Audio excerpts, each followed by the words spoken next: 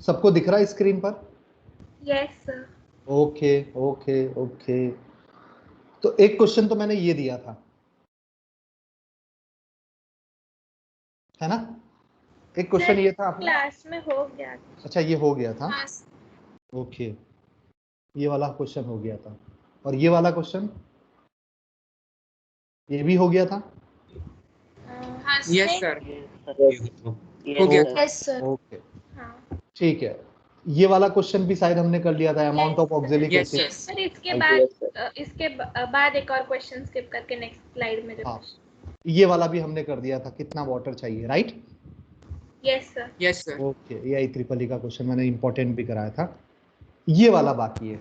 Yes sir. हाँ sir. Yes, sir. देखो भाई क्या कह रहा है ये, द वॉल्यूम ऑफ 95% H2SO4 जिसकी डेंसिटी इतनी है, needed to prepare 100 centimetre cube of 15% solution of H2SO4 जिसकी डेंसिटी ये है कुछ, ठीक है ना? तो अब देखो इसमें एक कंटेनर है मेरे पास में, मैं पूरा समझाता हूँ आपको। मेरे पास में एक कंटेनर है और इस कंटेनर के अंदर 95% H2SO4 है और इस H2SO4 की जो डेंसिटी है वो 1.85 है। कितनी है? 1.85। अब इसमें आपने कुछ वाटर ऐड कर दिया। वाटर ऐड करने से अब इसका जो वॉल्यूम है वो कितना हो गया? 100 सेंटीमीटर क्यूब। 100 सेंटीमीटर क्यूब का मतलब 100 ml हो गया और 15% H2SO4 हो गया, ठीक है ना? वॉल्यूम 100 ml हो गया और 15% H2SO4 हो गया। तो मैंने इसकी मोलरिटी M1 बोल दी, वॉल्यूम V1 बोल दिया। अभी इसकी मोलरिटी M1 है और वॉल्यूम V1 है, फिर इसकी मोलरिटी M2 और वॉल्यूम क्या हो गया आपका? V2 हो गया। तो डाइल्यूशन वाला कंसेप्ट हो गया भाई, ठीक है ना? वाटर ऐड किया है तो डाइल्यूशन वाला कंसेप्ट हो गया। तो डाइल्यूशन कंसेप्ट के अंदर M1 V1 इक्वल टू क्या हो जाएगा? M2 V2 हो जाएगा। तो ये कंसेप्ट लगाना है और इस कंसेप्ट से हमें वॉल्यूम कैलकुलेट करना है, ठीक है ना? वॉल्यूम कितना चाहिए होगा इस पहले वाले का, 95% H2SO4 का वॉल्यूम कितना है। चलो तो अब देखो भाई 95% यहाँ पर M1 V1 के अंदर 95% H2SO4, 95% H2SO4 का मतलब 95 ml in 100 ml, right? 95 ml in 100 ml हो गया। तो अब यहाँ से मोलरिटी कैलकुलेट कर दो भाई। मोलरिटी कैसे कैलकुलेट करते हैं? 95 into 1.85, right? Volume into density, mass होता है कि नहीं होता है? ये देखो ये चीज क्या है, तो volume equal sorry density equals to क्या होता है? Mass upon volume, right? तो मास इक्वल टू क्या हो जाएगा? Density into volume. तो 95 ml को मैंने ग्राम में कन्वर्ट कर दिया तो ये वेट हो गया, डिवाइड बाय मॉलिक्यूलर वेट 98 होता है, ठीक है ना? तो वेट अपॉन मॉलिक्यूलर वेट और नीचे आता है volume of solution in ml और ऊपर आता है 1000। याद रखना भाई, मोलरिटी का फॉर्मूला आपको याद रखना है। तो ये हो गया भाई, राइट? अब यहां से ये मोलरिटी M1 हो गई।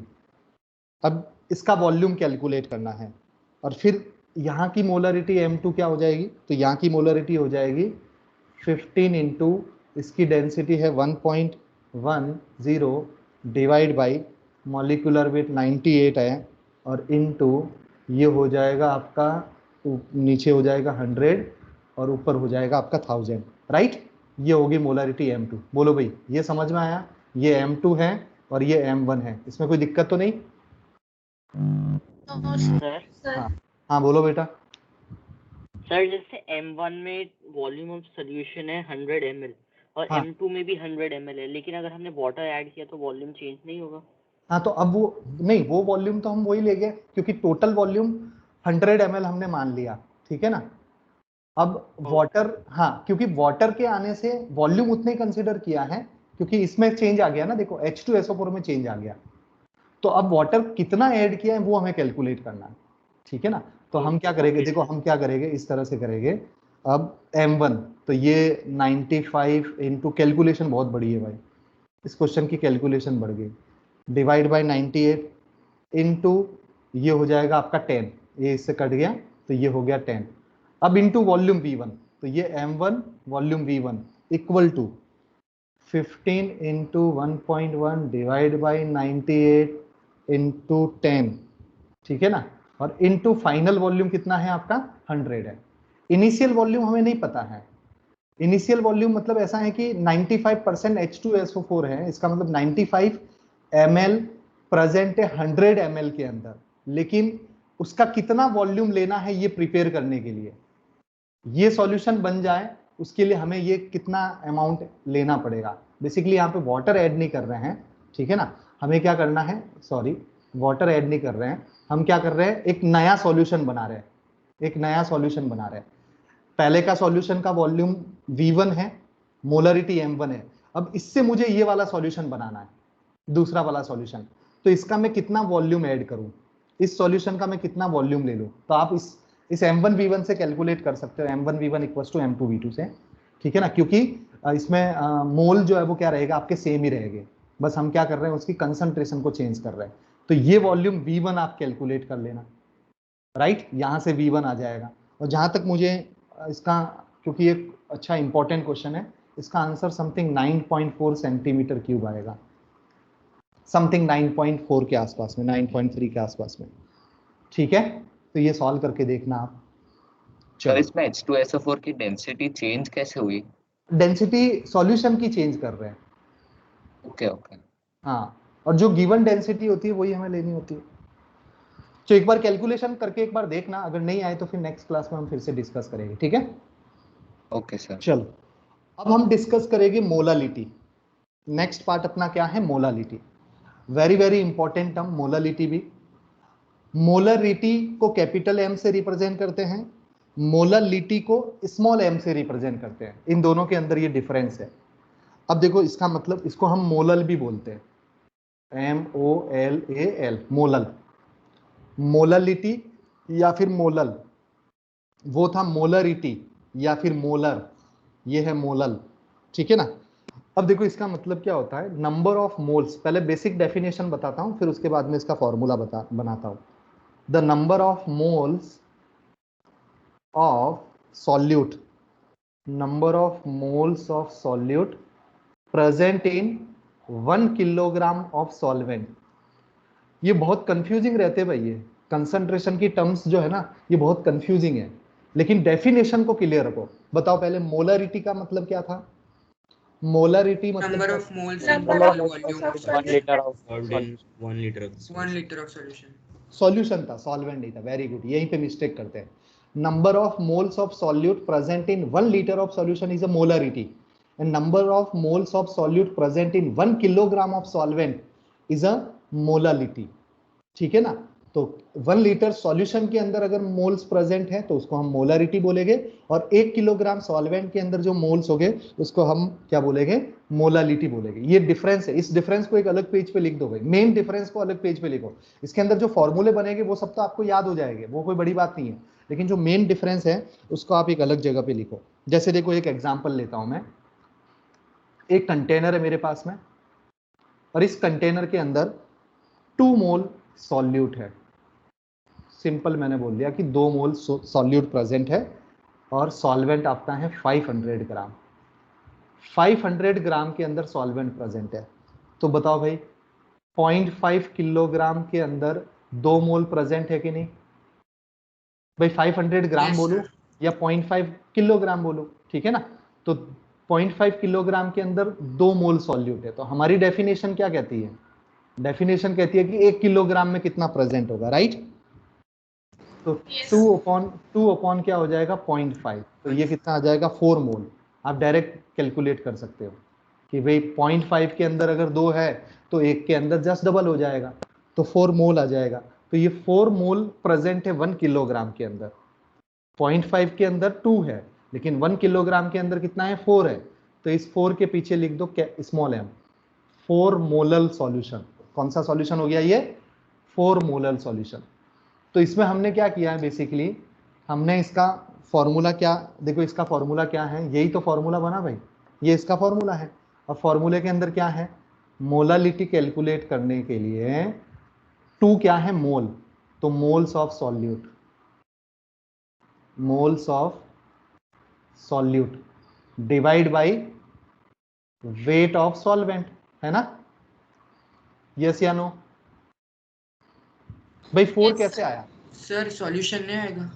सॉल्यूशन नहीं ना बेटा, सॉल्यूशन नहीं है। 1 किलोग्राम सॉल्वेंट में 1 किलोग्राम सॉल्वेंट में जितना भी प्रेजेंट है मोल, उसी को हम मोलालिटी बोलते हैं।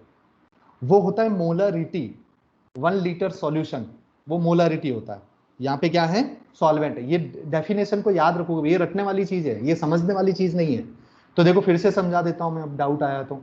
0.5 किलोग्राम सॉल्वेंट के अंदर 2 मोल प्रेजेंट है, तो 1 किलोग्राम सॉल्वेंट के अंदर कितना प्रेजेंट होगा? तो 2/0.5 इक्वल टू 4 मोल, मतलब 4 मोलल। तो अब 4 कैसे आया? 2/0.5 से। 2 क्या है? मोल्स ऑफ सॉल्यूट है। 2 क्या है? मोल्स ऑफ सॉल्यूट है। 0.5 क्या है? वेट ऑफ सॉल्वेंट है। और वो भी किस में रखोगे? किलोग्राम में रखोगे। किस में रखोगे? किलोग्राम। तो मोलालिटी का फॉर्मूला क्या हुआ बोलो? मोलालिटी इक्वल टू हो जाएगा moles of solute upon weight of solvent. इसको थोड़ा और सिंपल अगर करें तो molality equals to mole of solute की जगह पे क्या लिख सकता हूं मैं? Weight upon molecular weight, right? लिख सकता हूं मैं weight upon molecular weight mole की जगह पर, राइट? इनटू, अब यहां पे weight of solvent, generally weight of solvent जो है ना किलोग्राम में गिवन होता है। जैसे मैंने पहले ऊपर वाले क्वेश्चन के अंदर 500 किलोग्राम दिया, सॉरी ग्राम दिया, तो जनरली ग्राम में होता है, बट आपको किस में रखना है? ये किलोग्राम में रखना है। तो यहां पे अगर ग्राम है तो ऊपर हम क्या कर देंगे? 1000 कर देंगे। सेम सेम फॉर्मूला है, कैपिटल एम जैसा ही फॉर्मूला है, बस कैपिटल एम के अंदर यहां पे था volume of solution in ML, और यहां पर है wait of solvent in gram. That's all, ये डिफरेंस है और ये मेन फॉर्मूला है। इस फॉर्मूले को अगर याद रखोगे तो ही आपके क्वेश्चन सॉल्व होंगे। अब मुझे बताओ भाई, इस फॉर्मूले के अंदर वॉल्यूम कहीं पर दिख रहा आपको? वेट, मॉलिक्यूलर वेट, फिर वेट ऑफ सॉल्वेंट, कहीं पे वॉल्यूम आपको दिख रहा है क्या? बोलो। No, नहीं sir. दिख नो रहा है। No, sir. तो इसका नो सर, मतलब ये टर्म कैसी हो जाएगी? Temperature temperature independent. Independent. Independent term हो जाएगी। बहुत बढ़िया भाई, बहुत बढ़िया, वेरी नाइस। टेम्परेचर इंडिपेंडेंट, ठीक है ना? चलो अब देखो इस पे किस टाइप के क्वेश्चंस पूछे जाते हैं। देखो क्वेश्चंस कराता हूं मैं एक क्वेश्चन बढ़िया, ताकि उसको देख के आप बाकी क्वेश्चन भी सॉल्व कर सकते हो। एक कंटेनर है मेरे पास में, उस कंटेनर के अंदर 2 मोलल CaCO3 सॉल्यूशन है। कितना?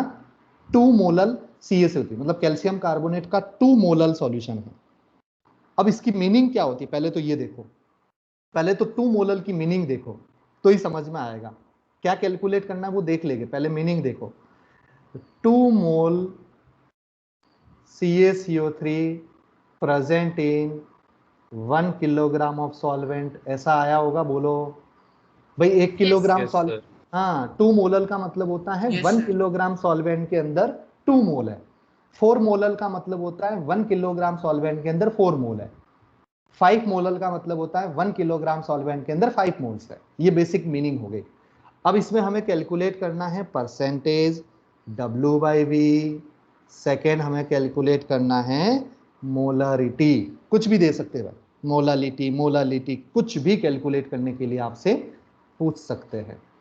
अब 2 मिनट का टाइम मैं आपको देता हूं। डेंसिटी ऑफ CaCO3 इज 1 ले लो।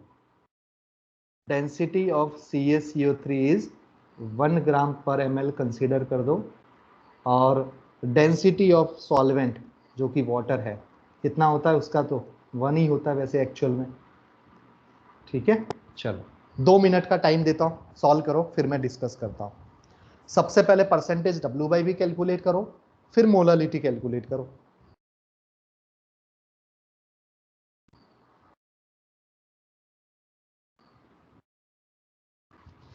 अब 2 चीजें ध्यान में रखना, कैलकुलेट जो करना है उसके लिए क्या क्या चाहिए, और फिर जो गिवन इंफॉर्मेशन है उससे वो चीज कैलकुलेट कैसे करेंगे। 2 चीजें अगर किसी को आ गई तो कोई दिक्कत ही नहीं है।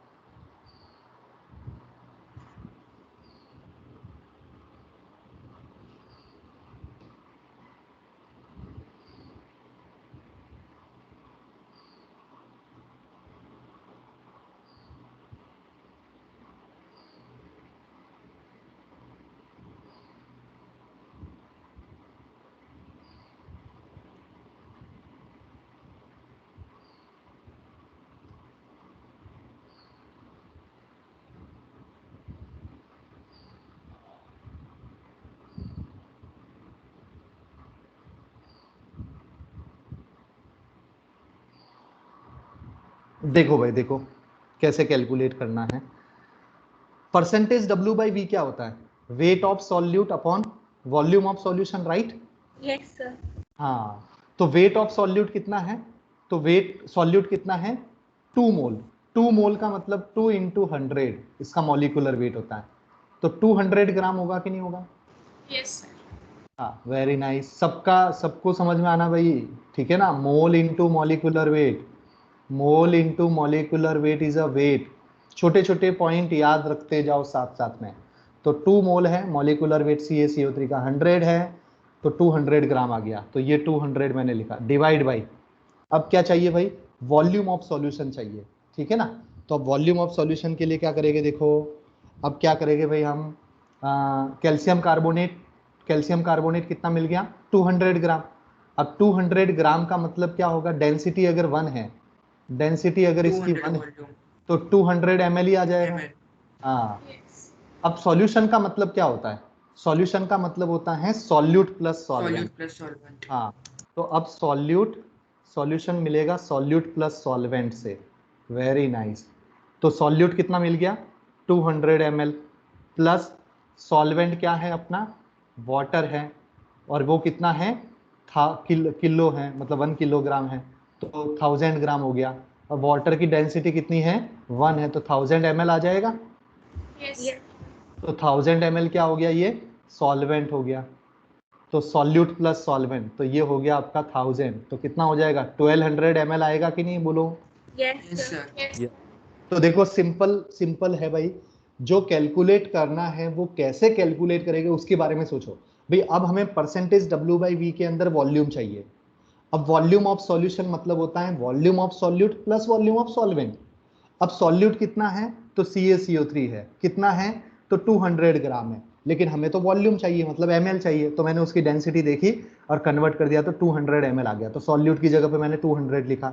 फिर सॉल्वेंट कितना है? 1 किलोग्राम है, ठीक है ना? अब 1 किलोग्राम सॉल्वेंट है, तो उसका वॉल्यूम 1, मतलब 1000 ml हो जाएगा। क्यों? क्योंकि डेंसिटी 1 है। फिर दोनों को ऐड कर दिया तो 1200, तो फिर मैंने यहाँ पे पुट कर दिया 1200, और परसेंटेज के लिए क्या कर दिया?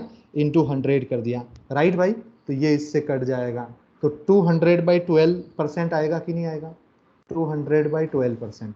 अब इसको सॉल्व कर दो, ये इसका आंसर हो जाएगा। आया सबको समझ में?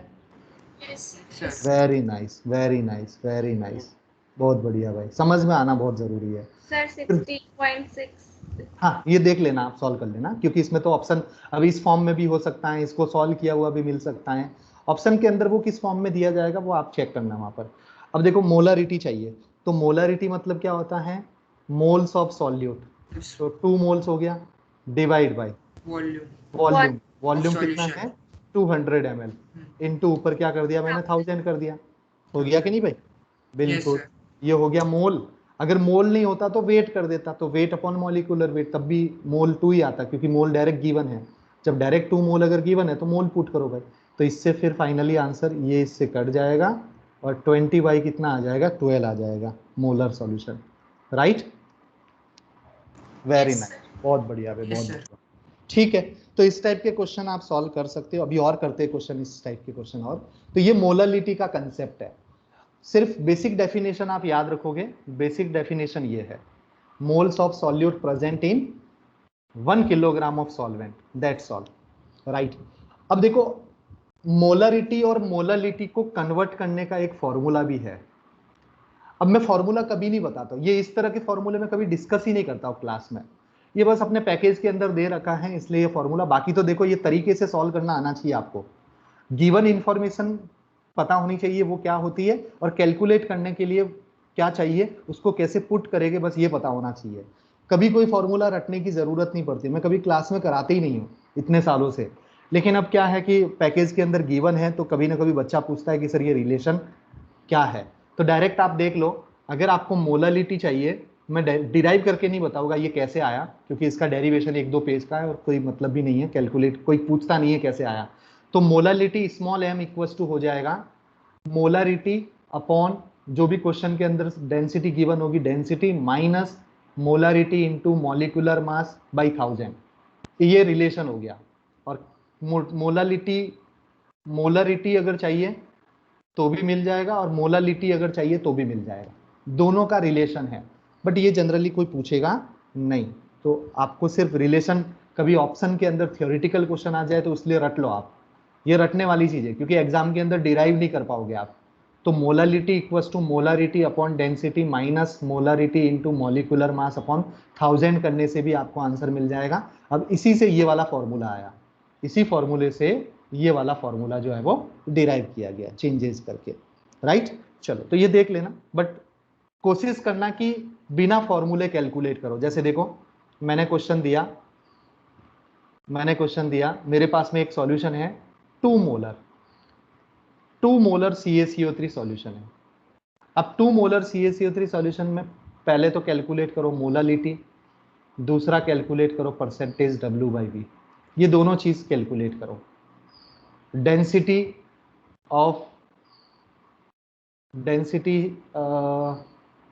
CaCO3 की गिवन है 1 ग्राम पर ml and density of solution given है 2 ग्राम पर ml। बताओ सर मोलालिटी का यूनिट क्या होता है? मोलालिटी, हाँ मोलालिटी की यूनिट हो जाएगी mole upon gram. Okay sir ठीक है। सर पर रेशियो तो फिर कोई ऐसे यूनिट आएगी? नहीं, यूनिट कोई नहीं पूछता बेटा। किसमें आपका क्वेश्चन क्या था, यूनिट पूछते हैं ऐसा? नहीं, मुझे लगा कि रेशियो तो फिर कोई यूनिट होगी ही नहीं ना मोलालिटी की। नहीं, रेशियो के अंदर ऊपर वाला मोल है, अब वो उसको हाँ। भी वेट में कन्वर्ट कर दिया, ठीक है ना। तो एक वेट, ऊपर वाला वेट नीचे वाले वेट से कैंसिल आउट हो जाएगा, लेकिन वो वेट ऑफ सॉल्वेंट वाला तो बचेगा ना अभी। हाँ तो कुछ तो यूनिट रहेगी ना। हाँ ओके। चलो भाई, इन दोनों का आंसर दो। सबसे पहला काम आपको करना है 2 मोलर का मतलब क्या होता है उसको लिखो साइड में, फिर उससे क्या क्या इंफॉर्मेशन मिल सकती है और फिर क्या कैलकुलेट करना उस पर फोकस करो।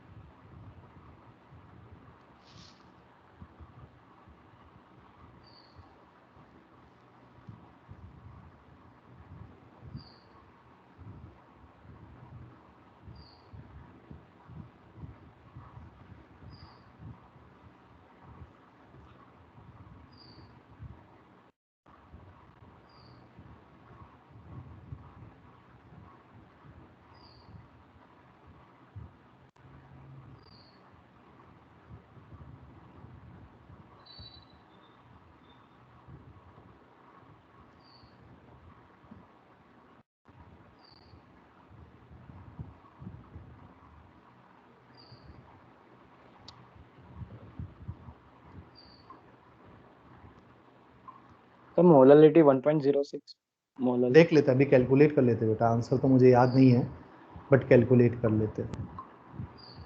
4 बाई समथिंग 1.2 3.33 1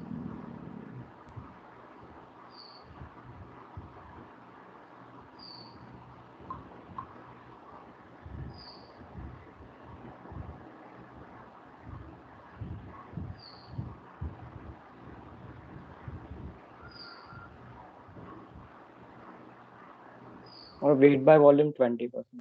देख लेते बेटा, अभी चेक कर लेते हैं। बाकी लोग फटाफट स्पीड बढ़ाओ भाई, और बिना फॉर्मूले के, मुझे इस फॉर्मूले से आंसर नहीं चाहिए, क्योंकि ये फॉर्मूला पता नहीं आपको एग्जाम में याद आए कि नहीं आए। प्लस की जगह पे माइनस कर दो, माइनस की जगह पे प्लस कर दो, कहाँ पे पुट करना है, वो सब चीजें भैया लॉन्ग टाइम के लिए याद नहीं रहती है। मैं पहले ही कह रहा हूँ आपको, तरीके से जाओ भाई, तरीके से कभी क्वेश्चन भी गलत नहीं होगा और किसी भी मोमेंट पे आप सॉल्व कर सकते हो। मैं कभी भी अगर 1 महीने के बाद में भी कुछ क्वेश्चन दूंगा ना, तब भी आप सॉल्व कर दोगे। लेकिन अगर फॉर्मूले से अगर आप सॉल्व करने की हैबिट रखोगे तो फिर हर 1 महीने के बाद में जब भी मैं क्वेश्चन पूछूंगा तो आप बोलोगे सर एक बार मुझे रिवाइज करना है, एक बार मुझे फॉर्मूले देखने पड़ेंगे तब मैं आंसर दूंगा। तो ये चीज़ें नहीं रखनी है अपने पास में।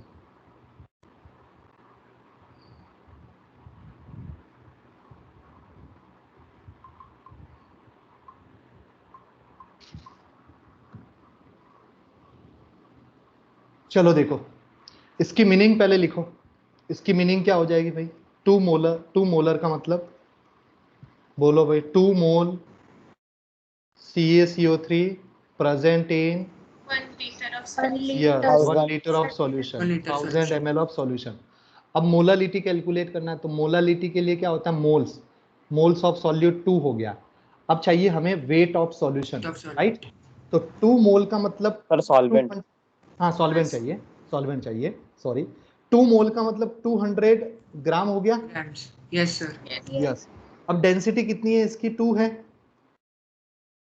2 ग्राम पर ml सॉल्यूशन की। तो डेंसिटी को वेट में कन्वर्ट कर दो, सॉल्यूशन का वेट कैलकुलेट कर दो, कितना आएगा? 2000 ग्राम। Kilogram. 2000 ग्राम आएगा कि नहीं, बोलो हाँ। भाई। Yes, sir. 2000 gram. यस। तो ये 2000 ग्राम क्या है? सॉल्यूशन है। अब माइनस 200 ग्राम कर दिया, तो फिर कितना हुआ? 1800 ग्राम सॉल्वेंट होगा। 1800. Yes, sir. ये सॉल्वेंट होगा कि नहीं, बोलो भाई, यस या no? Yes, sir. Very nice, ठीक है ना। तो सॉल्यूशन में से सॉल्यूट को माइनस कर दोगे तो आपके पास में सॉल्वेंट आ जाएगा। तो सॉल्यूट अपना 200 ग्राम, सॉल्यूशन अपना 2000 ग्राम, तो solution minus solute is a solvent. तो सॉल्वेंट हो गया अपना 1800 ग्राम, और ग्राम है इसलिए ऊपर 1000 कर दिया, तो इससे ये कट जाएगा और 20/18 ऐसा कुछ आंसर आएगा, right? Yes, sir. Yes, sir. Yes sir. Very nice. अब बताओ भी परसेंटेज W/V, W/V के अंदर वेट कितना है? तो वेट है 200 ग्राम, वॉल्यूम कितना है? तो 1000 ml 1000. इनटू परसेंटेज के लिए 100, तो ये हो जाएगा आपका 20%, 20. 20% W/V। क्लियर? चलो वेरी Yes, नाइस। sir. अब देखो इसका आंसर बताओ, एक तो इसका आंसर दो और एक इसका आंसर दो फटाफट।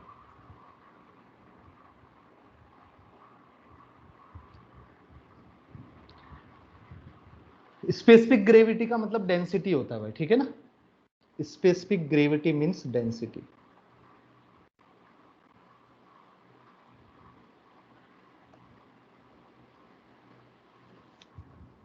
भाई मैं आपको सॉल्व करने के लिए इसलिए दे रहा हूं क्योंकि आप जितनी ज्यादा प्रैक्टिस करोगे ना, उतना ये कंसेप्ट आपके लिए इजी होता जाएगा धीरे धीरे, और एक एक पर्टिकुलर मोमेंट के बाद में आपको ये सब क्वेश्चन इजी लगेंगे अगर आपने फोकस के साथ में किए हैं तो।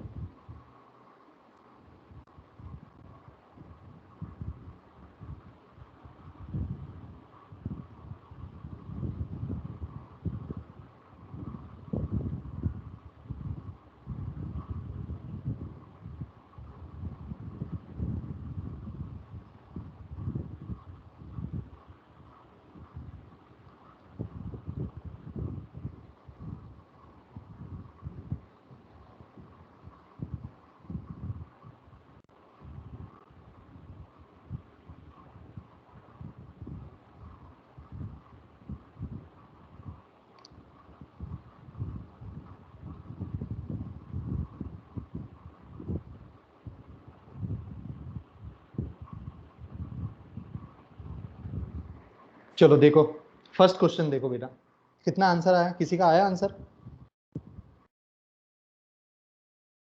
देखो H2SO4 solution whose specific gravity, मतलब H2SO4 सॉल्यूशन की ग्रेविटी 1 पॉइंट है। पहला पॉइंट तो ये एक इंपॉर्टेंट चीज है।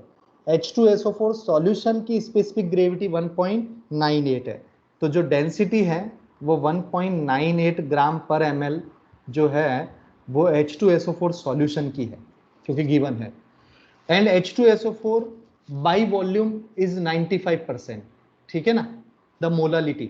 अब यहाँ पे सोचने वाली बात ये है कि ये 95% W/V है या V/V है। अब ये दोनों चीजें आपको हमें सोचनी पड़ेगी कि 95% W/V है या V/V है।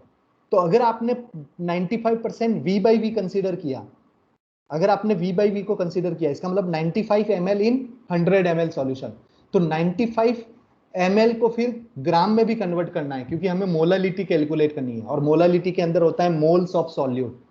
तो 95 ml से तो मोल कैलकुलेट कर नहीं सकते भाई, 95 ml को पहले ग्राम में कन्वर्ट करना पड़ेगा, फिर डिवाइड बाय 98 से फिर हमें H2SO4 के मोल्स मतलब H2SO4 के मोल पता चलेगा। तो ये 95% V/V तो नहीं है, ये 95% W/V है, राइट? क्योंकि V/V के लिए H2SO4 की भी डेंसिटी चाहिए। H2SO4 सॉल्यूशन की डेंसिटी तो 1.98 है, लेकिन H2SO4 सॉल्यूशन की H2SO4 की डेंसिटी क्वेश्चन में गिवन नहीं है, तो मैं V/V कंसीडर नहीं कर सकता हूं। मुझे वो मानना पड़ेगा कि वो परसेंटेज W/V है। तो कभी कभार तो क्वेश्चन के अंदर गिवन होता है कि H2SO4 by weight by volume is 95, लेकिन कभी कभार होता है H2SO4 बाई वॉल्यूम इज 95, ऐसा भी दे देते कोई ऑथर, क्योंकि सोचने वाली बात होती है ना, इसलिए वो पूरी इंफॉर्मेशन नहीं देते। फिर हमें सोचना पड़ता है कि उसको W/V ले या V/V ले। तो देखो मैंने W/V क्यों लिया, क्योंकि W/V लेने पर 95 ग्राम present in 100 ml solution, right? 95 gram present in 100 ml solution. तो ये हो गया हमारा सॉल्यूट, ये हो गया हमारा सॉल्यूट, और ये क्या है? सॉल्यूशन।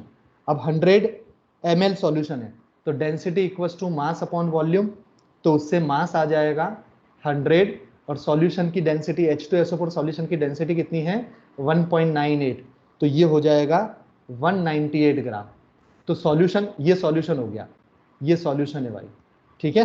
तो अब क्या कैलकुलेट करना है? हमें सॉल्वेंट चाहिए मोलालिटी के लिए, तो सॉल्वेंट इक्वल टू सॉल्यूशन है 198 माइनस सॉल्यूट है 95, तो इक्वल टू कितना आ जाएगा आपका? 103 ग्राम। अब समझ में आया? क्योंकि अगर ये 95 ml होता तो 198 में से आप इसको माइनस कर पाते क्या? बोलो, नहीं कर सकते थे, राइट? तो फिर इस तरह से ये सोचने वाली बात है कि वो W/V है या V/V है। अब सॉल्वेंट भी पता चल गया। हाँ बोलो बेटा। सर हमने W/W क्यों नहीं लिया? क्योंकि W/W लेते ना तो फिर नहीं, W/W तो लेने ही नहीं है ना, क्योंकि बाई वॉल्यूम बोल दिया उसने क्वेश्चन के अंदर, बाई वॉल्यूम बोला है ना, इसका मतलब वॉल्यूम तो है, ठीक है ना? तो मोलालिटी इक्वल्स टू क्या हो गया? अब मोलालिटी का फॉर्मूला क्या होता है बोलो भाई? Wait of solute divide by molecular weight of solute divide by नीचे सॉल्वेंट, ऊपर क्या आ जाएगा? 1000। तो इससे लगभग आंसर आएगा 9.412 के आसपास। क्लियर? सर मेरा 9.6 आया तो चलेगा? 9 नहीं के अंदर काउंट होगा? नहीं, वो अब ऑप्शन में नहीं है, तो फिर आप अप्रोक्सीमेट ले लो 9.4 का। सर 9.6 आ गया तो ऑप्शन में 9.4 हो जाएगा, वो है, बट अगर ऑप्शन ना दिए होते तो 9.6 तो इसका काउंट मतलब होता। तो कैलकुलेशन मिस्टेक की होगी आपने थोड़ी बहुत, उसको चेक करना पड़ेगा। वो डिपेंड करता है एग्जामिनर पे, वो सही करता है कि नहीं करता है। मेरे हिसाब से तो नहीं करेगा, और कभी कभार कोई कैलकुलेशन अगर अप्रोक्सीमेट होती है तो वो सही भी कर देते, कोई दिक्कत नहीं है। चलो अब देखो भाई सेकंड क्वेश्चन, ये तो बहुत ही सिंपल है। Density of H2SO4 solution is 1.84। यहाँ पे H2SO4 की जो डेंसिटी है वो 1.84 गिवन है, and in 1 litre solution H2SO4 is 95% by volume, then molality. अब सर तो इसमें V/V होगा? हाँ सॉरी, नहीं W/V, इसमें भी W/V। सर वो पता नहीं चलता कैसे W/V का बता रहा हूँ ना, देखो मोलालिटी कैलकुलेट करने के लिए ये डेंसिटी होगी 1.84। मैंने ये क्वेश्चन इसीलिए दिया आपको क्योंकि लैंग्वेज से कैसे प्रेडिक्ट करते हैं ये समझना बहुत जरूरी है। अब मोलालिटी के लिए क्या चाहिए? Molality equal to weight of solute divide by molecular weight. 9.42 है। हाँ समथिंग आएगा, देखते हैं अभी। और यहाँ पे हो जाएगा फिर आपका वेट ऑफ सॉल्वेंट, और ऊपर हो जाएगा 1000। बोलो ये फॉर्मूला होता है? Yes sir. अब 93% W/V का मतलब होता है 93 ग्राम, क्योंकि हमें वेट चाहिए ना, देखो हमें वेट चाहिए, तो उसको ऊपर वाले को W लेके तभी तो हमें 93 ग्राम मिलेगा। तो 93 ग्राम प्रेजेंट इन 100 ml सॉल्यूशन। अब इस 100 ml सॉल्यूशन को मैंने क्या कर दिया? डेंसिटी से कन्वर्ट कर दिया, ठीक है ना? तो ये कितना हो जाएगा? 184 ग्राम हो जाएगा, बोलो। Yes sir. ये 184 ग्राम हो गया। ये क्या है? सॉल्यूशन है। ये क्या है? सॉल्यूट है। फिर हम क्या कर देंगे? उस सॉल्यूशन में से सॉल्यूट को माइनस कर देंगे, ठीक है ना? तो 184 माइनस 93, कितना आएगा बोलो? 91 90।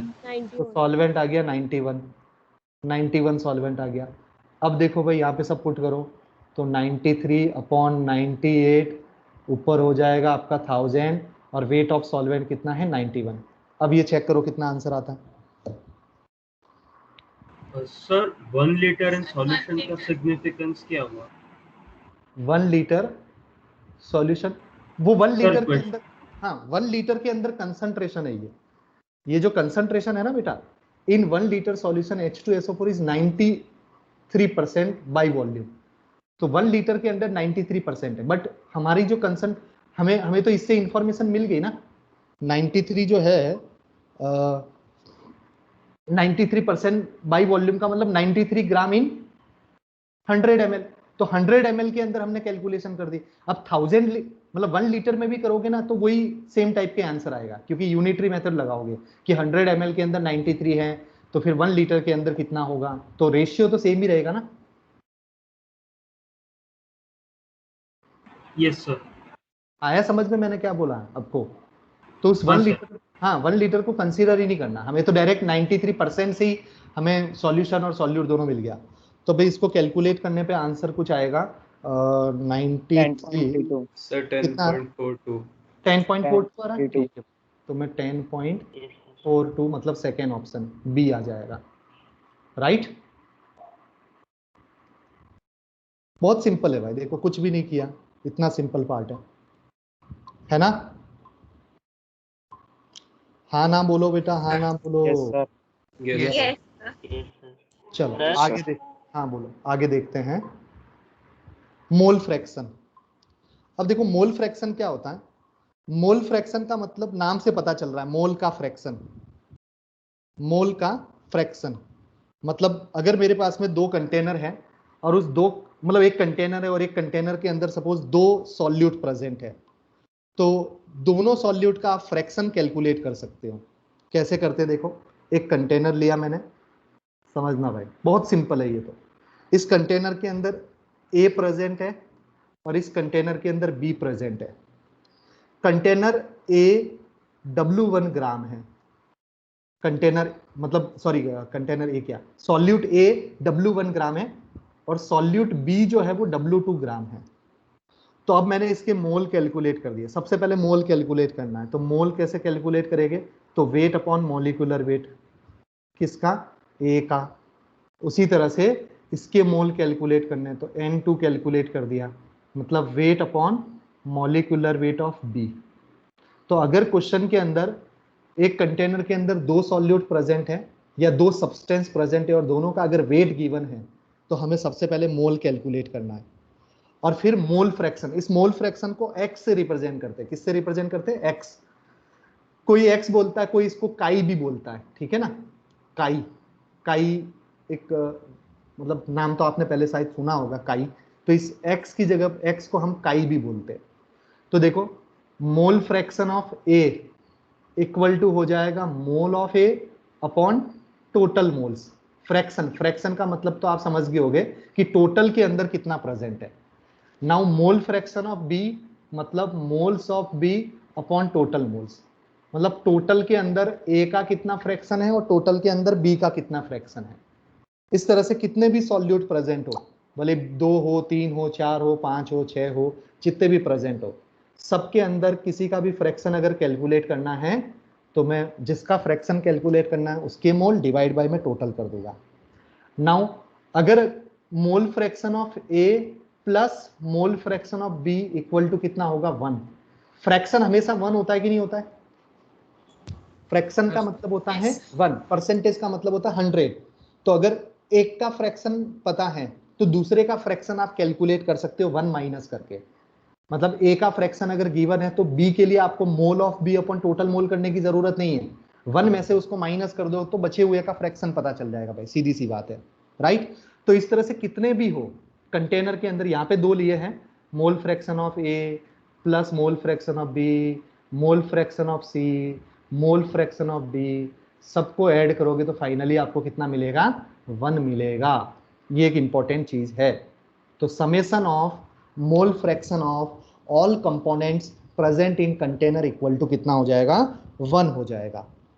अब कंडीशन ये है कि यहाँ पे जो A और B है ना, ये नॉन रिएक्टिंग होना चाहिए। A and B are non reacting. अगर ये रिएक्ट हो जाएगी तो भाई दिक्कत हो जाएगी ना, रिएक्ट होने पे तो फिर वो A और B आपस में रिएक्ट करके फिर चेंज कर देंगे, मॉलिक्यूल ही चेंज हो जाएगा, तो फिर फ्रैक्शन हमें मिल ही नहीं पाएगा, पता नहीं वो क्या बनाएगा A और B मिलके।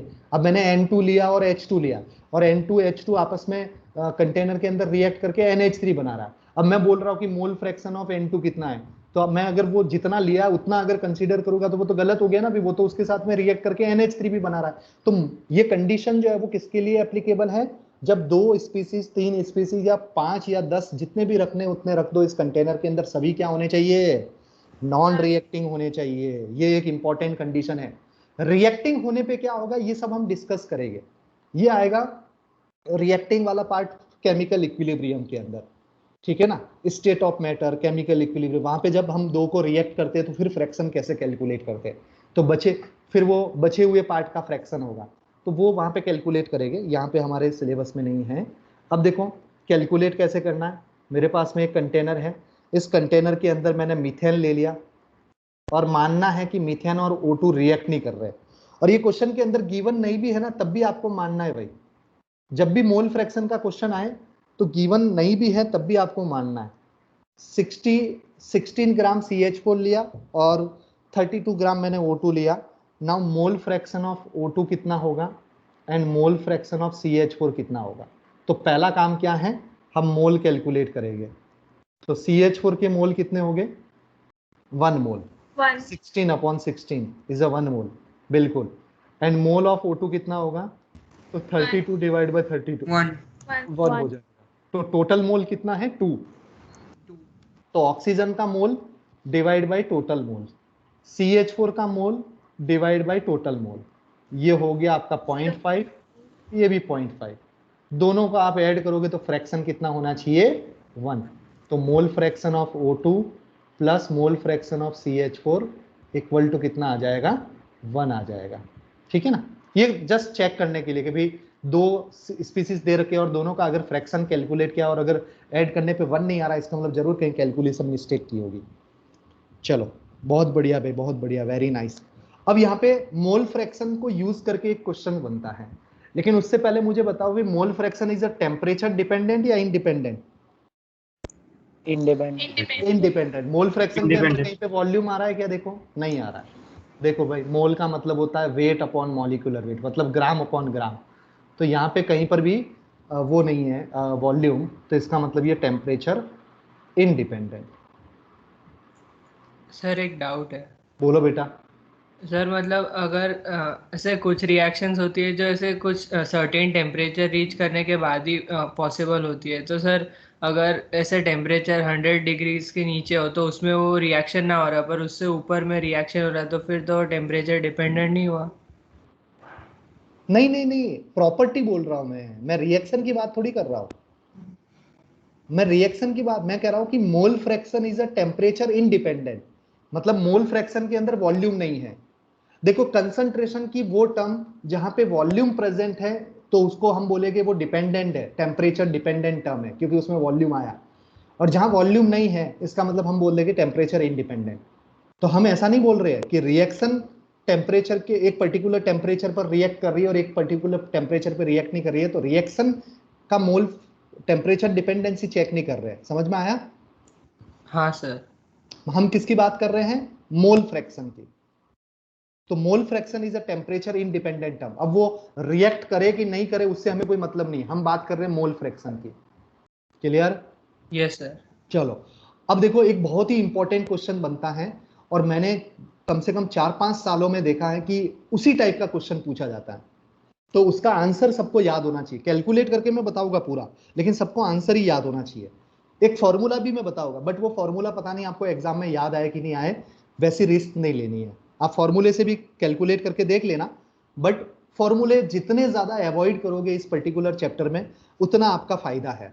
आपको फायदा लास्ट में दिखेगा, अभी तो नहीं दिखेगा। अभी तो ऐसा लगेगा कि अरे फॉर्मूला है, वैल्यू पुट कर दो आंसर आ रहा है, फॉर्मूला है, वैल्यू पुट कर दो आंसर आ रहा है, तो बड़ा इजी लगता है। लेकिन धीरे धीरे हर चैप्टर के अंदर इतने सारे फॉर्मूले इंट्रोड्यूस हो गए। जब आप केमिस्ट्री के शॉर्ट नोट्स बनाओगे ना, तो कम से कम आपके 100 पेज के शॉर्ट नोट्स बन जाएंगे। सब फॉर्मूले, सब रिएक्शन, ये सब लिखोगे ना, तो उसमें भी 100 पेज बन जाएंगे। अब उसको रिवाइज करने में भी टाइम लगता है, ठीक है ना।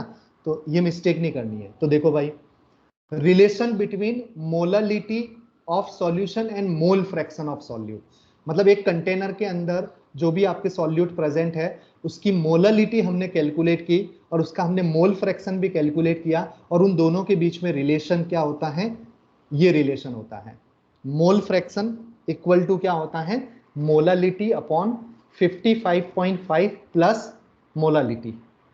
तो mole fraction of A is molality upon 55.5 plus क्या हो जाएगा, मोललिटी। इस फॉर्मूले से आपको आंसर मिल जाएगा। और ये किस सॉल्यूशन की बात कर रहे हैं हम बात कर रहे हैं एक्वस सॉल्यूशन की। किसकी बात कर रहे हैं, एक्वस सॉल्यूशन। इसीलिए 55.55 आया। 1 लीटर जब लेते हैं तो 55.55 आता है कि नहीं आता है, ठीक है। अब ये तो फॉर्मूला था भाई, डेरिवेशन। अब देखो मुझे क्या करना है, बिना फॉर्मूले के कैलकुलेट करके बताना है, और वो मेथड याद रखोगे जो मैं अभी बता रहा हूं। एक कंटेनर है, उस कंटेनर के अंदर मोल फ्रैक्शन ऑफ CaCO3 0.2 है। यही क्वेश्चन पूछा जाता है भाई, mole fraction of CaCO3 is 0.2 है, एंड इस कंटेनर के अंदर एक्वस सॉल्यूशन है। तो बताओ भाई, 2 कंपोनेंट हुए कि नहीं हुए। एक्वस सॉल्यूशन का मतलब क्या होता है, वाटर सॉल्वेंट है और सॉल्यूट कौन है यहाँ पे, CaCO3। तो CaCO3 सॉल्यूट हो गया और वाटर आपका सॉल्वेंट हो गया। तो हम इस सॉल्यूशन की बात कर रहे हैं। ये एक ऐसा सॉल्यूशन है जहाँ पे CaCO3 प्लस वाटर से बना है, एक्वस सॉल्यूशन। तो एक कंपोनेंट तो CaCO3 हो गया, तो भाई दूसरा कंपोनेंट कौन होगा, यहाँ पे वाटर होगा। तो उसका फ्रैक्शन कितना होगा, 0.8 आएगा कि नहीं आएगा भाई, 1 माइनस करेंगे तो। Yes sir. राइट। Yes, तो sir. हमें सिर्फ एक ही गिवन होगा कि मोल फ्रैक्शन ऑफ CaCO3 अगर 0.2 है of aqueous solution, then calculate the molality. इस कंटेनर की हमें मोललिटी कैलकुलेट करनी है अगर मोल फ्रैक्शन गिवन है तो।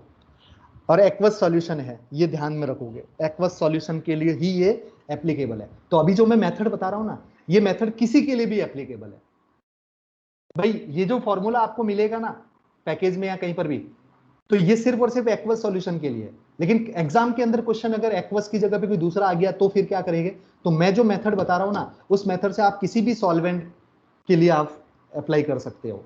तो देखो भाई, mole fraction of CaCO3 equal to, मैं ऐसे लिख सकता हूं भाई, mole of CaCO3 divide by total moles. Mole fraction का मतलब क्या होता है भाई, mole of CaCO3 divide by total mole. और मोल फ्रैक्शन ऑफ वाटर का मतलब क्या होता है, मोल of water divide by total mole, right. Yes sir. भाई मोल फ्रैक्शन की जगह पे क्या लिख सकता हूं, मोल फ्रैक्शन ऑफ वाटर मतलब वाटर के मोल डिवाइड बाय टोटल। टोटल में कौन हुआ कि CaCO3 प्लस वाटर। और मोल फ्रैक्शन ऑफ CaCO3 का मतलब mole of CaCO3 divide by total, ठीक है ना। तो अब मैंने इन दोनों को डिवाइड कर दिया। अब डिवाइड क्यों किया ये आपको धीरे धीरे समझ में आ जाएगा। डिवाइड करने पे मुझे क्या मिल गया, mole of CaCO3 divide by mole of water equal to 0.2 upon 0.8। ये मुझे मिल गया 0.2 अपॉन 0.8, या फिर 2/8 लिख दो, एक ही बात है। अब यहां से मैं मोललिटी का फॉर्मूला बनाऊंगा। अच्छा, मोललिटी का फॉर्मूला क्या होता है बोलो भाई, हमें मोललिटी चाहिए। तो मोललिटी का फॉर्मूला क्या है, मोल of CaCO3 Mole of divide CO3 by weight of solvent wait of solvent. और वो भी किसमें, अगर ग्राम में, किलोग्राम में ले रहे हो तो ऊपर into 1000 नहीं करना। 1000. हाँ, किलोग्राम में ले रहे हो तो ऊपर 1000 नहीं करना, और ग्राम है तो आपको 1000। बोलो, इससे हमें मोललिटी पता चल जाएगी अगर ऐसा फॉर्मूला दिख जाए तो। Yes sir. यस। तो अब मैंने क्या किया, CaCO3 को तो ऐसे का ऐसा रखा मैंने। अब ये है मोल ऑफ वाटर। अच्छा, मोल ऑफ वाटर की जगह पे मैं क्या लिख रहा हूं, मोल ऑफ वाटर की जगह पे लिख रहा हूं मैं wait of water. Wait of water divide by 18। बोलो भाई, मोल इक्वल्स टू क्या होता है, वेट अपॉन मॉलिक्यूलर वेट होता है कि नहीं होता है, बोलो। Yes sir. यस। तो मैंने क्या लिखा, weight of water divide by 18 equal to 2/8, ठीक है ना। वाटर का मॉलिक्यूलर वेट 18 होता है। अब समझना भाई, अब मोल of CaCO3 divide by weight of water जो कि ग्राम में है, ठीक है ना, और ये 18 कहाँ चला जाएगा, ऊपर चला जाएगा बोलो, और ये इधर 2/8। अब मैंने दोनों तरफ 1000 से मल्टीप्लाई कर दिया, मैंने इधर भी 1000 से मल्टीप्लाई किया, तो मुझे इधर भी करना पड़ेगा भाई, दोनों तरफ सेम रखना पड़ेगा, राइट? यस अब बताओ ये किस चीज का फॉर्मूला है, ये वाला मोलालिटी मोलालिटी का पता है कि नहीं? Yes sir. हाँ, क्योंकि mole of CaCO3 divide by weight of water gram में और ऊपर इंटू 1000, तो ये हो गया मोलालिटी। तो मोलालिटी इक्वल्स टू हो जाएगा 2 × 1000 डिवाइड बाई 8 × 18, और यहां से आंसर नियरली आएगा 13.7 के आसपास में। कितना आता है?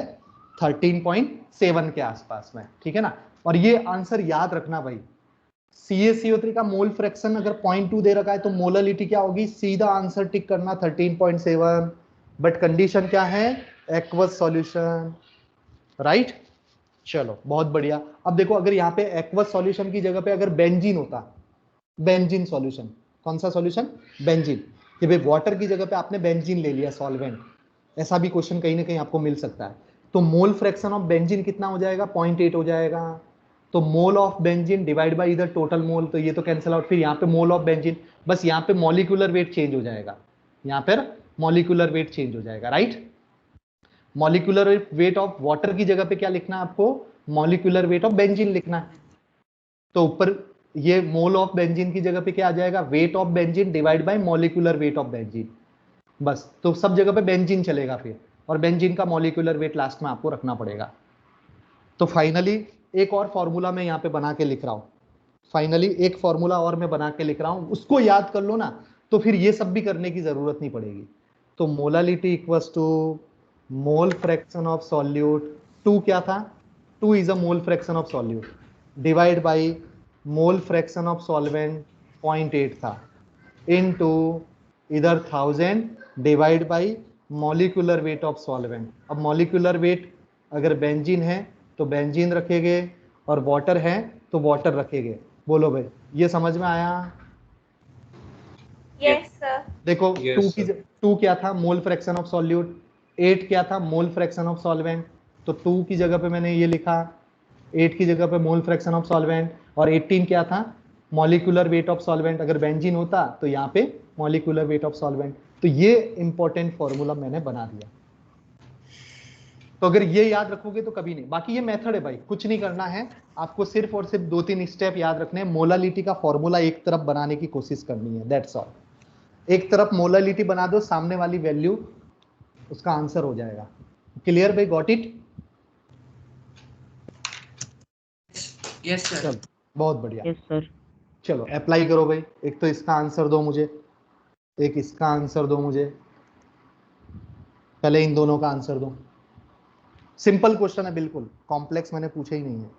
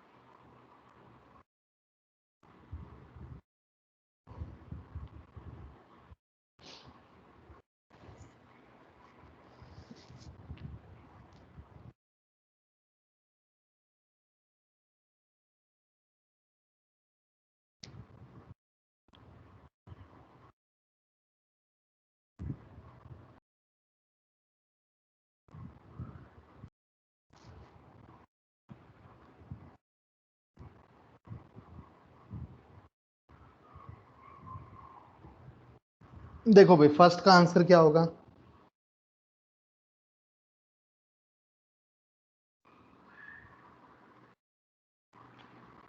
A solution contain 16 gram of methanol and 10 gram of water, ठीक है ना, और मोल फ्रैक्शन ऑफ मिथेनॉल पूछा है,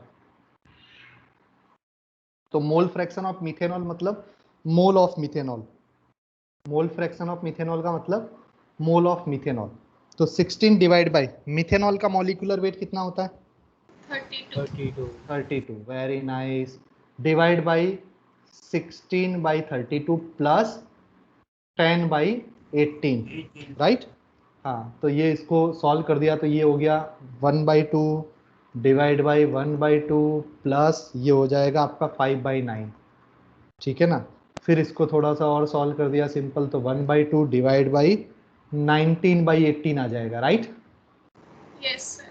फिर इसको सॉल्व कर दिया तो ये हो गया 18/2 इंटू 19, तो ये हो जाएगा फाइनली 9/19, और फाइनली ये समथिंग कुछ आंसर आएगा 0 पॉइंट कितना आ रहा है 9/19,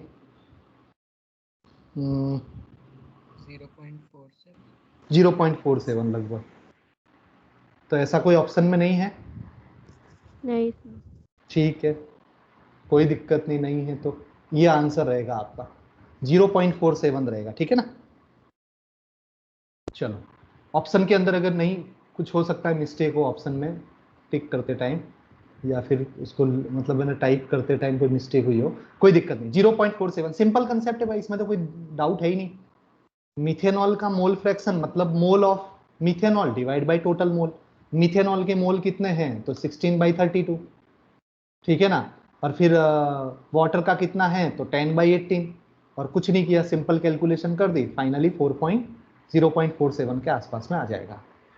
चलो सेकंड का आंसर बताओ भाई, मोल फ्रैक्शन ऑफ क्या कैलकुलेट करना है, ईच कंपोनेंट, सबका करना है भाई, ईच कंपोनेंट। तो मोल फ्रैक्शन ऑफ वाटर देख लेते पहले, तो मोल फ्रैक्शन ऑफ वाटर मतलब मोल ऑफ वाटर, तो 15/18 कर दिया, 15 gram by 18 gram divide by 25/18 divide by 25/18 plus 25 by ethanol का होता है मॉलिक्यूलर वेट 46, इथेनॉल का फॉर्मूला क्या होता है C2H5OH, तो मॉलिक्यूलर वेट होता है इसका 46, ठीक है ना, plus acetic acid, acetic acid क्या होता है भाई, एसिटिक एसिड होता है CH3COOH और मॉलिक्यूलर वेट इसका समथिंग आता है 60 से, हाँ 60 आता है एग्जैक्ट, डिवाइड बाय 60, तो इससे आपको इसके मोल फ्रैक्शन पता चल जाएगा, ठीक है ना। वाटर का कैलकुलेशन तो करनी पड़ेगी, फिर उसके बाद में सबका इथेनॉल का भी कैलकुलेट कर दो, इथेनॉल का C2H5OH, फिर उसके बाद में एसिटिक एसिड का भी कैलकुलेट कर दो, सबका कैलकुलेट, 2 का आ जाएगा तो तीसरे का तो 1 माइनस कर दो, 2 का आ जाएगा तो फिर तीसरे का तो 1 माइनस कर दो, ये दोनों, ठीक है ना, मोल fraction of water plus mole fraction of ethanol, ठीक है। तो ये कैलकुलेट करना, कोई खास कैलकुलेशन तो है, बट इतनी टफ कैलकुलेशन एग्जाम में भी नहीं आती है भाई, ठीक है ना, ये प्रैक्टिस के लिए है। कर दोगे ये सॉल्व? Yes sir. ओके, चलो नेक्स्ट है आपका मास फ्रैक्शन, जैसा मोल फ्रैक्शन था ना उसी तरह से मास फ्रैक्शन है, तो इसमें कुछ नहीं करना, मास फ्रैक्शन का मतलब जिसका भी मास फ्रैक्शन कैलकुलेट करना उसका mass divide by total mass, जैसे मोल अपॉन टोटल मोल था, यहाँ पे आएगा वेट अपॉन टोटल वेट, ठीक है ना। तो mass fraction of a component, mass fraction of a component in a solution is the mass of the component divided by total mass, weight of A divided by total weight, weight of B divided by total B। अच्छा, temperature dependent property है या temperature independent, ये तो clearly दिख रहा है भाई, independent. बिल्कुल टेम्परेचर इंडिपेंडेंट प्रॉपर्टी है ये, बहुत बढ़िया भाई, बहुत बढ़िया। तो देखो भाई इसमें क्वेश्चन सॉल्व करते हैं, अब मैं प्रैक्टिस कराता हूँ, अब हमने जितना भी कंसेप्ट डिस्कस किया ना उस पर कुछ क्वेश्चंस देता हूँ, अभी तक जितने भी कंसेप्ट, उसके बाद में नेक्स्ट टर्म पे जाएंगे नॉर्मलिटी और उस पर, क्योंकि पहले हम इसको एकदम अच्छे से क्लियर कर देते हैं। तो 10% W/W CaCO3 है, ठीक है। मास फ्रैक्शन कैलकुलेट करो, मास फ्रैक्शन 2-3 चीजें कैलकुलेट करते हैं, मास फ्रैक्शन ऑफ CaCO3 बताओ और मोलालिटी बताओ। दो चीजें बताओ। चलो 2 मिनट का टाइम देता हूं। या मास फ्रैक्शन ऑफ वाटर ले लो, एक्वस सॉल्यूशन है, ठीक है ना। ये जो है सॉल्यूशन, और कुछ भी नहीं गिवन होता है तो एक्वस सॉल्यूशन मानना होता है, क्योंकि ये मतलब रिप्रेजेंट करते टाइम ही फिक्स कर दिया था कि जब भी किसी क्वेश्चन के अंदर सॉल्यूशन का नेचर नहीं पता है तो हम बोलेंगे एक्वस सॉल्यूशन है, मतलब सॉल्वेंट वहां पे वाटर है। जब तक सॉल्वेंट मेंशन नहीं हो तब तक सॉल्वेंट हम वाटर ही लेते हैं, ठीक है ना, हमेशा के लिए याद रखना थ्रू आउट द केमिस्ट्री।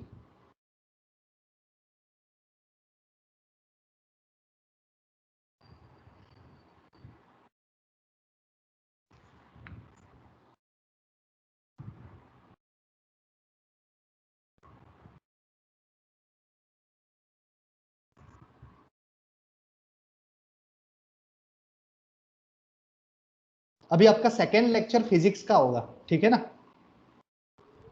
अब मैं 4:30 तक कंटिन्यू कर रहा हूं, मैं 4:30 पे आपको फ्री करूंगा, फिर 15 मिनट का ब्रेक लेना और 4:45 पे ज्वाइन कर लेना।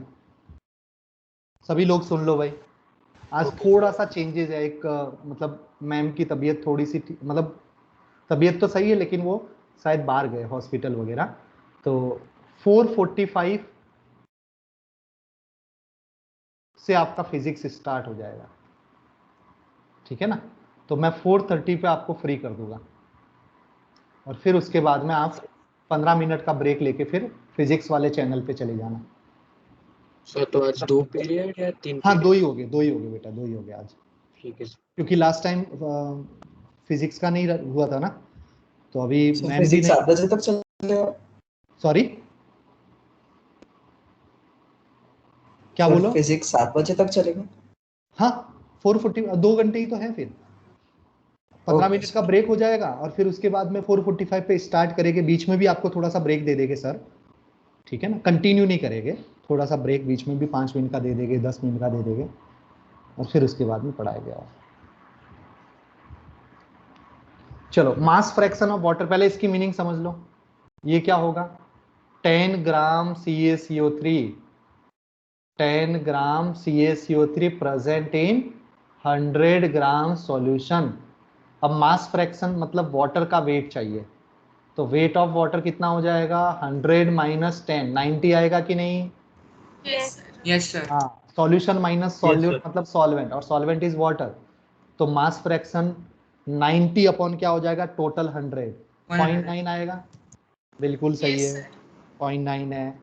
और मोलालिटी कैलकुलेट करना है तो 10 ग्राम अपॉन मॉलिक्यूलर वेट, और वेट ऑफ सॉल्वेंट कितना है? 90, ऊपर हो जाएगा 1000। बोलो भाई हाँ या ना? Yes sir. बहुत बढ़िया, बहुत बढ़िया। तो ये हो जाएगा 10/9 मोलल। Got it? सर तो आप अभी देखो हमने क्या क्या डिस्कस किया, परसेंटेज वाली टर्म डिस्कस किए, W/W, W/V, V/V, ठीक है ना। ppm क्या होता है, ppb क्या होता है, ये हमने डिस्कस कर दिया। मोल फ्रैक्शन क्या है, ये हमने डिस्कस किया। मास फ्रैक्शन क्या है, ये डिस्कस कर दिया। मोलरिटी क्या है, कैपिटल M, ये डिस्कस किया। और मोललिटी स्मॉल m क्या है, ये हमने डिस्कस किया। तो हमने बहुत सारी कंसंट्रेशन की टर्म अभी डिस्कस कर दी है। अब नेक्स्ट जो कंसंट्रेशन की टर्म है ना, वो है नॉर्मलिटी। बट नॉर्मलिटी एक डिफरेंट टाइप की टर्म होगी, उसके लिए बहुत सारी थ्योरी हमें पहले डिस्कस करनी पड़ेगी, तब जाके वो समझ में आएगा। उससे पहले मैं चाहता हूं कि आपका जितना भी पार्ट अभी तक हमने डिस्कस किया ना, उस पर मैं क्वेश्चंस करा के उसको खत्म कर दूं, अच्छे से पूरी प्रैक्टिस करा देता हूं। तो कुछ क्वेश्चन तो अभी हमें क्लास में डिस्कस कर दूंगा और कुछ क्वेश्चन में आपको होमवर्क भी दे दूंगा, तो आपकी पूरी प्रैक्टिस हो जाएगी अच्छे से, राइट। तो अभी तैयार हो जाओ भाई एक एक क्वेश्चन सॉल्व करने के लिए। पहला क्वेश्चन, एक कंटेनर है मेरे पास में, उस कंटेनर के अंदर 2 मोलर CaCO3 सॉल्यूशन है।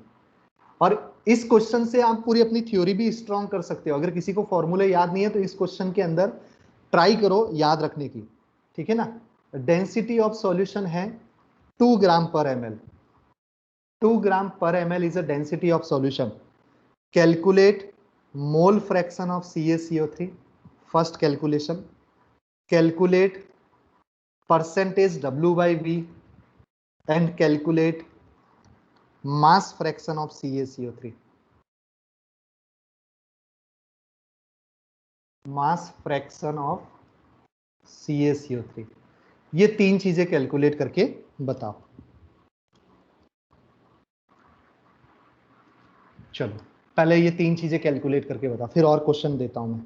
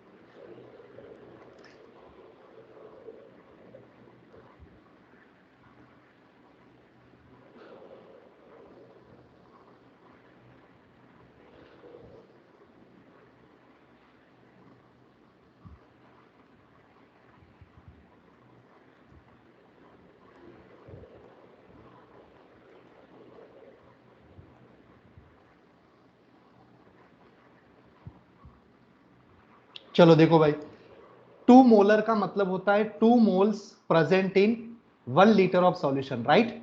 और 2 मोल्स का मतलब हो गया 200 ग्राम, क्योंकि कहीं ना कहीं तो जरूरत होगी, तो मैंने यहीं पे कैलकुलेट कर दिया। तो 2 मोल्स का मतलब 200 ग्राम, और 1000 ml को डेंसिटी से हमने 2000 ग्राम में कन्वर्ट कर दिया, क्योंकि 2 ग्राम पर ml है, राइट।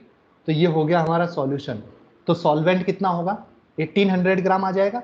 चलो अब मोल फ्रैक्शन ऑफ CaCO3, तो मोल of CaCO3 divide by total moles, तो 2 प्लस, अब वाटर के मोल चाहिए, तो 1800 डिवाइड बाय कितना हो जाएगा, 18 हो जाएगा। बोलो ऐसा होगा कि नहीं होगा? Yes sir. Mole of CaCO3 divide by total moles, total moles के अंदर 2 चीज है, calcium carbonate plus water. Calcium carbonate के मोल है 2 और वाटर है आपका 1800 डिवाइड बाय, तो ये हो जाएगा फाइनली 2/2 प्लस 100 होगा कि नहीं होगा ये? यस यार तो इसको सॉल्व कर देना। अब इसका आंसर फ्रैक्शन में आप देख लेना। चलो परसेंटेज W/V, तो W/V मतलब wait of solute 200 divide by volume of solution 100,000 और फिर इनटू परसेंटेज के लिए 100। यस, तो ये कितना आ जाएगा 20% W/V, बिल्कुल सही है। और मास फ्रैक्शन के लिए तो mass of CaCO3 divide by total mass, तो टोटल मास कितना हो गया 2000, बस तो 0.1 आ जाएगा, आएगा ना 0.1, ये इससे कट हो जाएगा बाय 10 और फिर 1/10, तो 0.1 मास फ्रैक्शन। तो मास फ्रैक्शन ऑफ वाटर कितना हो जाएगा 0.9, बिल्कुल सही है, बहुत बढ़िया है, बहुत बढ़िया। बस ये इसी टाइप के क्वेश्चंस बनते हैं, और कोई एक क्वेश्चन आएगा भी, मैं तो इतने सारे करा रहा हूं लेकिन कोई एक क्वेश्चन आपसे पूछेगा। चलो क्वेश्चन नंबर 2 ऐसा है, थोड़ा सा अलग टाइप का देता हूं मैं। मेरे पास में एक कंटेनर है और उस कंटेनर के अंदर 0.4 मोलर Al2SO4 थ्राइस है, 0.4 मोलर Al2SO4 थ्राइस है, और Al2SO4 थ्राइस आयंस में ब्रेक हो जाता है। तो बताओ इस कंटेनर के अंदर टोटल मोल्स ऑफ आयंस कितना है, आयंस का टोटल मोल्स कितना है ये बताना है। 2 मिनट का टाइम दे रहा हूं, सोचो।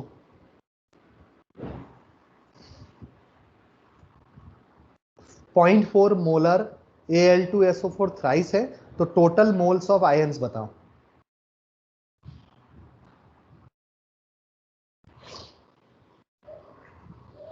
सर कौन सा है? टोटल जितने भी आयंस है, एल्यूमिनियम, 2 मोल्स, बिल्कुल सही है, 2 मोल्स। बिल्कुल सही है।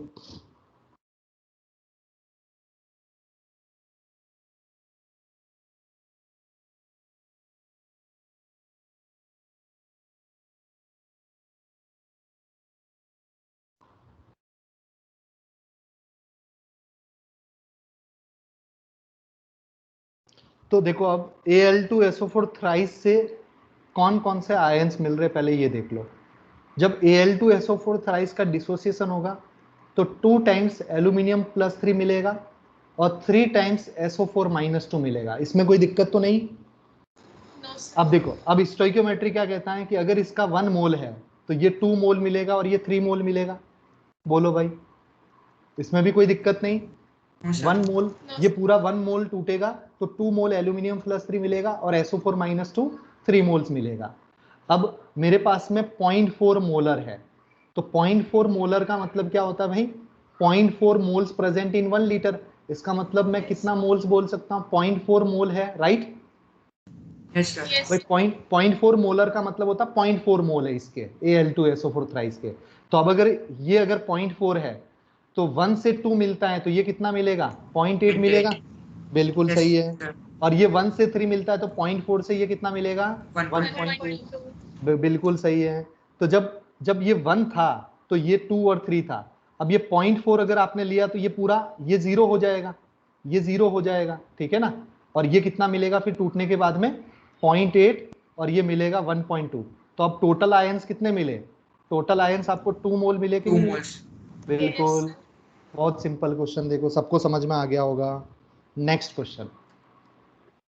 1 मिनट, हाँ बैटरी लो हो गई, चार्जिंग लगाता हूँ, फिर नेक्स्ट क्वेश्चन की तरफ चलते हैं। Third question. मैं सब टाइप के क्वेश्चन एक बार फिर से करा रहा हूँ मैं, वैरायटी। अब देखो मेरे पास में एक कंटेनर है, इस कंटेनर के अंदर एक सॉल्यूशन मैंने खाली कर दिया 200 ml का 1 मोलर H2SO4 का, ठीक है ना? एक मेरे पास में कंटेनर था, उस कंटेनर के अंदर 1 मोलर H2SO4 200 ml था, और एक दूसरा कंटेनर है मेरे पास में 300 ml का, ठीक है ना? 2 मोलर H2SO4, इसको भी मैंने यहां पे खाली कर दिया। तो रिजल्टेंट मोलरिटी बताओ, रिजल्टेंट मोलरिटी आपको बतानी है। याद आया कंसेप्ट मैंने करवाया था? यस। फिर उसके बाद में एक 4th क्वेश्चन और दे रहा हूं मैं, इसको लैंग्वेज के फॉर्म में मैं देता हूं आपको, ठीक है ना? 200 ml of 1 molar H2SO4 solution is mixed with 300 ml of यही वाली ले लो, 2 molar H2SO4, 300 ml of 2 molar H2SO4 solution to form 0.5 molar solution, 0.5 molar solution, ठीक है ना? ये मिलता है। तो calculate volume of water which must be added. कितना वाटर आपने ऐड किया जिससे आपको फाइनल रिजल्टेंट मोलरिटी 0.5 आपको मिली। तो 200 ml 1 molar, 300 ml 2 molar, mix करने पे 0.5 मोलर मुझे लास्ट में मिला, लेकिन साथ में मैंने कुछ वाटर भी ऐड किया था इसलिए 0.5 मिला। तो कितना वाटर मैंने ऐड किया? दोनों का आंसर बताओ भाई।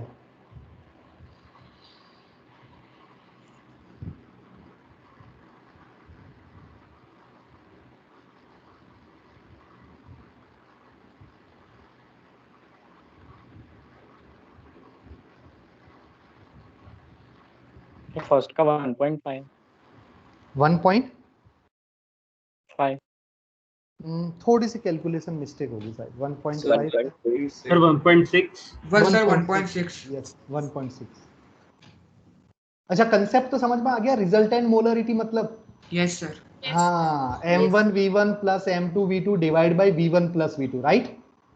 यस हाँ, तो रिजल्टेंट मोलरिटी कैलकुलेट करना मतलब M1V1 plus m2 v2 divide by v1 plus v2। देखो अभी सब बच्चों के दिमाग में ये आ रहा होगा कि यार इतनी सारी इंफॉर्मेशन कब पता करेंगे, क्या करना है। तो ये इसका एक ही सॉल्यूशन है, नंबर ऑफ क्वेश्चन सॉल्व करना। तो मैं क्वेश्चंस करा भी क्यों रहा हूं, क्योंकि एक बार तो पहले हमने डिस्कस कर दिया और वो टॉपिक के साथ में था। तो जब टॉपिक के साथ में जब क्वेश्चन सॉल्व करते हैं ना, तो धड़ाधड़ हम सॉल्व कर देते हैं, क्योंकि हमें टॉपिक कंसेप्ट पता है कि ये करना है। लेकिन जब कुछ टाइम के बाद में 5 दिन 10 दिन के बाद में अचानक से कोई क्वेश्चन ऐसा दिया जाए, तो वो टॉपिक से रिलेटेड तो नहीं है अभी कनेक्टेड पार्ट, और उस टाइम पर अगर आपने सॉल्व कर दिया ना, तो फिर लॉन्ग टाइम के लिए याद रहता है। ये हमेशा याद रखना। तो अब यहाँ पे मोलरिटी मैंने इसको m1 मान लिया, तो 1 × 200 plus 2 × 300 divide by total volume 500। तो यहाँ से आ जाएगा 8/5, ठीक है ना। और 8/5 का मतलब 1.6 मोलर। गॉट इट भाई?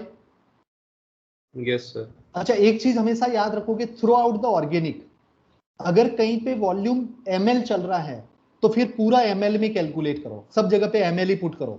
ऐसा नहीं कि कहीं पे आपने ml में पुट कर दिया और कहीं पे आप फिर लीटर में कन्वर्ट करके पुट कर रहे हो, तो फिर गलत हो जाएगा।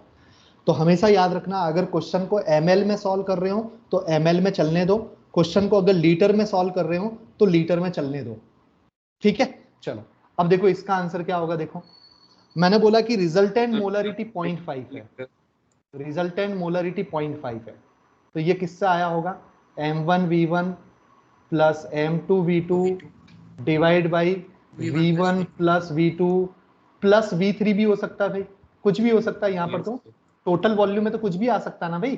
भाई मैं दो सॉल्यूशन को मिक्स करने के बाद में पानी भी डाल सकता हूँ। तो सपोज ये v3 अपना वाटर है, ठीक है ना, कुछ भी हो सकता है यहाँ पे, ठीक है। तो मैंने क्या कर दिया, v1 plus v2 plus v3 कर दिया। अब देखो, अब रिजल्टेंट इसको हमने बोल दिया टोटल वॉल्यूम। तो 0.5 इक्वल टू मोलरिटी कितनी है बोलो, 1 × 200 plus 2 × 300 divide by total volume. अब टोटल वॉल्यूम मैंने कैलकुलेट कर दिया, तो टोटल वॉल्यूम समथिंग 1600 ml के आसपास में आएगा यहाँ से, ठीक है ना। अब टोटल वॉल्यूम 1600 ml है। अब मुझे बताओ भाई वॉल्यूम ऑफ वाटर क्या होगा। तो volume of water equals to हो जाएगा 1600 टोटल है, उसमें से 200 माइनस कर दिया और 300 माइनस कर दिया, है ना भाई। Yes sir. 1100 आएगा कि नहीं आएगा बोलो वाटर। भाई मैंने दो चीजें ऐड की थी, 200 ml और 300 ml, और लास्ट में मैंने कुछ पानी ऐड कर दिया था। तो टोटल वॉल्यूम, टोटल जो वॉल्यूम है उसके अंदर 200 ml 300 ml प्लस वाटर, तो वाटर का वॉल्यूम कितना हो जाएगा, 1600 में से मैंने इन दोनों को माइनस कर दिया। बोलो भाई समझ में आया?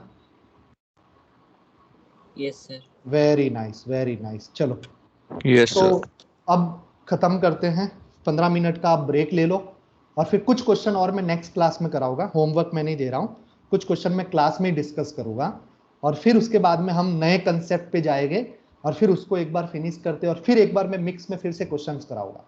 भले ही थोड़ा सा टाइम लगे इस चैप्टर में, कोई दिक्कत नहीं है, लेकिन इस चैप्टर को एकदम क्लियर करना बहुत जरूरी है। 1-2 लेक्चर मुझे एक्स्ट्रा अगर देने पड़ेंगे इसके लिए तो मुझे कोई प्रॉब्लम नहीं है, बट एटलीस्ट एक बार अच्छे से सॉल्व हो जाए, सभी वैरायटी के क्वेश्चन हम डिस्कस कर दे, क्योंकि ये कंसेप्ट तो हमने पढ़ रखा था। देखो ये फोर्थ वाला कंसेप्ट तो हमने पढ़ रखा था, लेकिन वॉल्यूम ऑफ वाटर को कैलकुलेट अगर कोई सोचता है तो डायरेक्ट आंसर दे देता है, कोई दिक्कत नहीं है उसको, थोड़ा सा सोचेगा तो। लेकिन जिसने कभी ऐसा क्वेश्चन देखे ही नहीं है तो फिर उसको सॉल्व करने में थोड़ी सी दिक्कत आती है। लास्ट में आके वो सोचेगा अरे वाटर कैलकुलेट कैसे करें, ठीक है ना। तो सोचने वालों के लिए तो कोई क्वेश्चन टफ होते ही नहीं है, वो कैसे भी करके जुगाड़ करके वो सोचता है, कंसेप्ट वंसेप्ट लगा के आंसर ले आता है। लेकिन जो स्टूडेंट ज्यादा सोच नहीं पाते हैं, मीडियोकर टाइप के होते हैं, उसको हमेशा मेथड याद रखना होता है, और मेथड याद कराने के लिए टाइप ऑफ क्वेश्चन सॉल्व करते रहो बस। जितने ज्यादा क्वेश्चन सॉल्व करोगे उतना ज्यादा आपका फायदा होगा। क्लियर है पॉइंट? Yes sir. हाँ, ये बात हमेशा दिमाग में रखना भाई, ठीक है ना। चलो तो अभी हम क्या करते हैं, यहीं पे इसको खत्म करते हैं, और नेक्स्ट क्लास